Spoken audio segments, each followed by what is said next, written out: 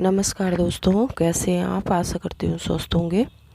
दोस्तों, आज मैं आप लोगों के लिए एक छोटी सी वीडियो लेके आई हूँ। वो मौजूदा समय की कंडीशन को देख के है। इस समय क्या है कि सभी शॉपकीपर के पास, जो कि अपनी शॉप चलाते हैं टेलरिंग की, उनके पास बहुत काम है इस समय। तो अव्यवस्थाएं भी रहती है। जो लोग घरों में भी है उनके पास भी काफ़ी काम है। अभी त्योहारों का टाइम है। सबसे पहले नवरात्रा था, वो आज ही निपटा है।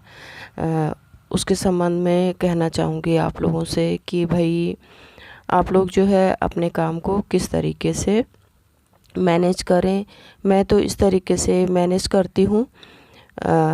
रात को जो है, जब अपना दिन भर जो हमने काम करा, जितनी भी हमने सिलाइयाँ करी, जितने भी हमने कस्टमर को अटेंड करा, हो गया।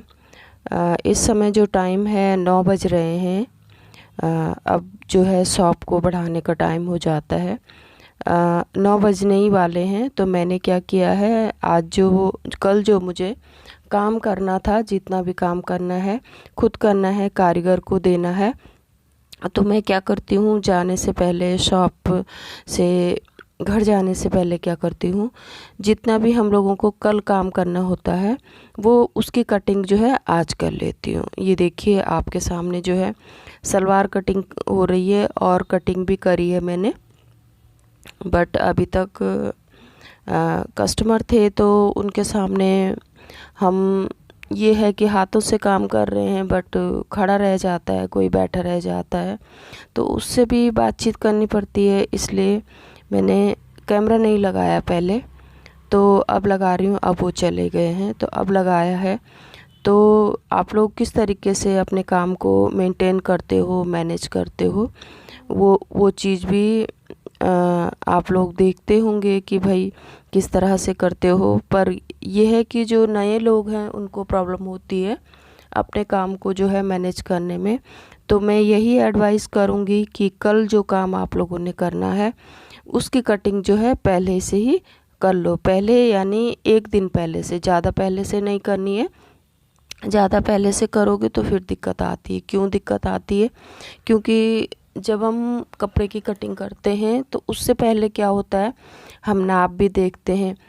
उससे क्या होता है, जब हम कपड़ा सिलते हैं तो हमें जो है नाप को बार बार नहीं देखना पड़ता है। क्योंकि ज़्यादा पहले आप कटिंग करके रखोगे तो डेट श्योर है कि इतना याद नहीं रहता है, चाहे आपका कितना भी पुराना कस्टमर हो, ध्यान से उतर जाता है। क्योंकि हम दिन भर जो है काम करते रहते हैं। तो अभी हमने इसका नाप का बनाया, थोड़ी देर में हमने दूसरे का नाप का बनाया, फिर तीसरे के नाप का बनाया, फिर चौथे के नाप का बनाया।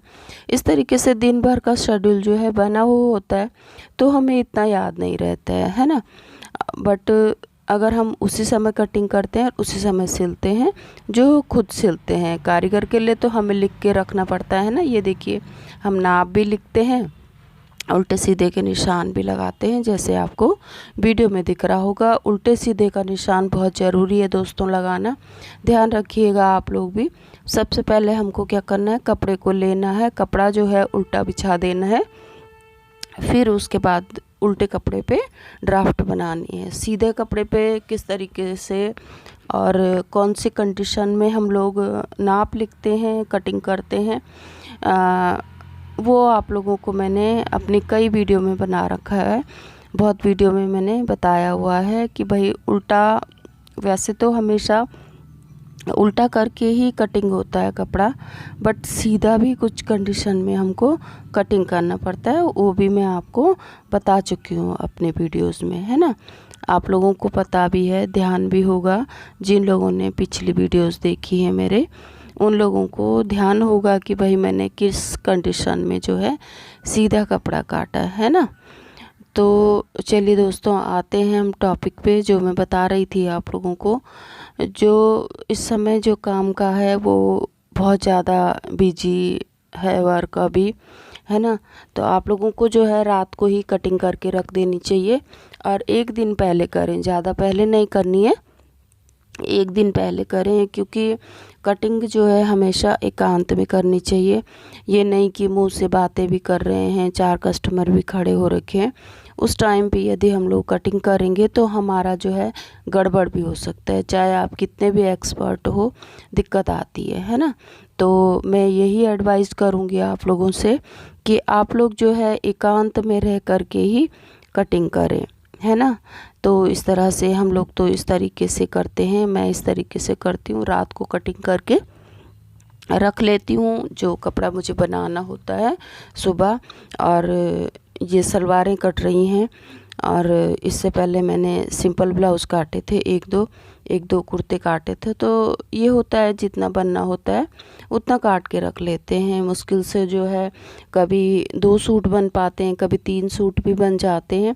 अभी जैसे बिजी शेड्यूल है तो मेरा थोड़ा सा ये है, बैग्स वगैरह का भी काम है, तो उसके भी कस्टमर आते हैं, तो कस्टमर अटेंड करने में टाइम लग जाता है, तो सिलने का जो है कम टाइम मिलता है।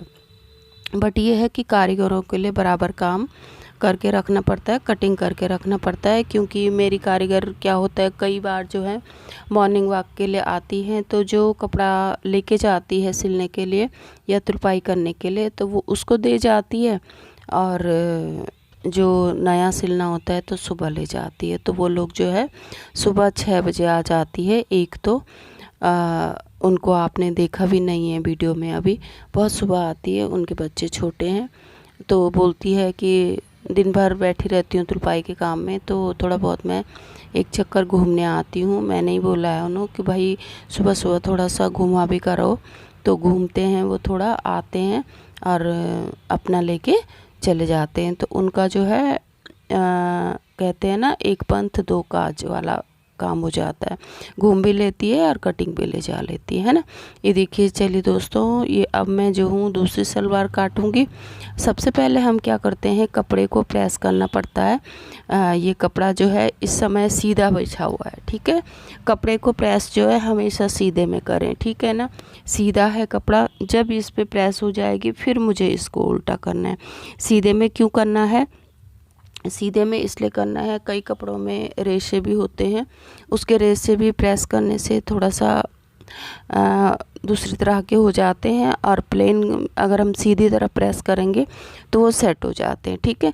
और दूसरी बात क्या होती है, जो सेंटर पार्ट होता है, ये सलवार है, जो सेंटर पार्ट होता है उस पर क्रीज भी पड़ जाती है। तो जब हम कपड़ा कंप्लीट करते हैं, सिलते हैं, क्रीज लाइन जो है आगे फ्रंट में ही आती है सलवार की, तो वहाँ पे हमको हेल्प मिल जाती है। चलिए दोस्तों, अब घर को जाएंगे हम, लेकिन उससे पहले मैं क्या करूँगी, अपनी मशीनों पे ऑयलिंग कर लूँगी। अपने हर वीडियो में आप लोगों को मैं मशीन को भी मेंटेन करने का आप लोगों को बताती हूँ। और देखिए, मैं अब जो हूँ लास्ट में जब पूरा काम कर लेती हूँ तो जाने से पहले मशीनों पे ऑयल डाल देती हूँ। ऑयल डाल लेते हैं हम लोग, तो उससे ये हेल्प मिलती है कि कल जो है जब हम फटाफट में जल्दी में आते हैं तो फटाफट से अपनी मशीनों में बैठते हैं और अपना काम करते हैं। इसी तरीके से आप लोगों को भी करना चाहिए। बिगनर्स लोगों के लिए मैं बता रही हूँ, जो लोग डेली काम करते हैं अपना, जो लोग पुराने हैं उनको तो पता है। इस समय इतना बिजी शेड्यूल है हमारा, यदि मशीनें सही नहीं होंगी तो हमारे काम में बहुत रुकावट आएगी, फिर दिक्कत आती है। यही इतना ही थी दोस्तों आज की वीडियो। आप लोगों को यदि मेरा बताने का तरीका अच्छा लगा हो तो आप लोग जो है चैनल को सब्सक्राइब कीजिएगा।